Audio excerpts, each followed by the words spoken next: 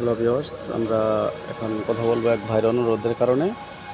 দেখা যাইতেছে যে একটা ভাই অনুরোধ করে বলছিলেন যে আসলে ডাগা বা ডাল, যে পেঁপের যে পাতার ডাঁটাগুলো, এগুলা কেটে দিলে কি হয়।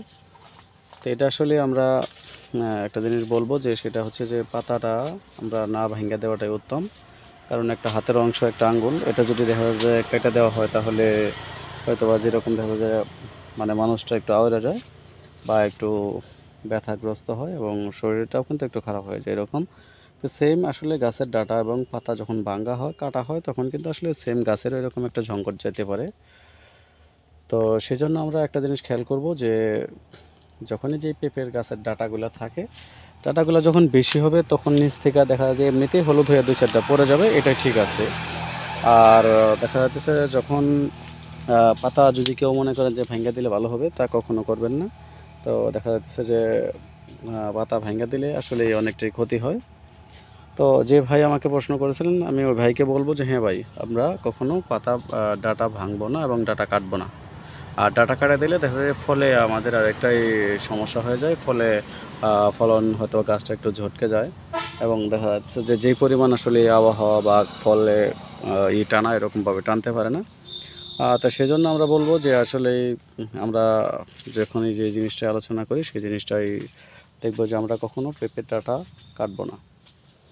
আরেকটা জিনিস বলে রাখি যে আসলে অনেক দিন যাবৎ হয়তো বা কোনো ভিডিও দেওয়া হয় না এবং অনেক ভিডিও আমার অনেক প্রকার আলোচনা আছে। এর বাহিরে যদি কোনো আলোচনা বা কোনো ইয়ের প্রয়োজন হয় আমাকে একটু কমেন্টে বলবেন যে ভাই আসলে কোন বিষয় নিয়ে আলোচনা করলে ভালো হয়, আমি সেই বিষয়ের উপরে ভিডিওগুলো করব। আমি আসলে এরকম নতুন কোনো ভিডিও করতে চাচ্ছি না, বলতে আসলে নতুন কোনো রূপ পাচ্ছি না। এক এক জায়গায় এক এক রকম সমস্যা হয়। তো আপনাদের এদিকে যদি এরকম বা এর থেকে এর বাহিরে কোনো সমস্যা থাকে আমাকে বলবেন যে উম, এর থেকে হয়তো আমাদের এদিকে এই ফলে এই সমস্যাটা দেখা যাচ্ছে, আমি সেটা নিয়ে আলোচনা করব। তো আমরা দেখতে পারতেছি যে এই যে পাতা ডালগুলা, যে যখন ডালগুলা বেশি হয়ে যাবে, আর ডালগুলা বেশি হয়ে গেলে নিচ থেকে এরকম করে একাই ঝরে পড়ে যাবে, এটা কাটার কোনো দরকার নেই।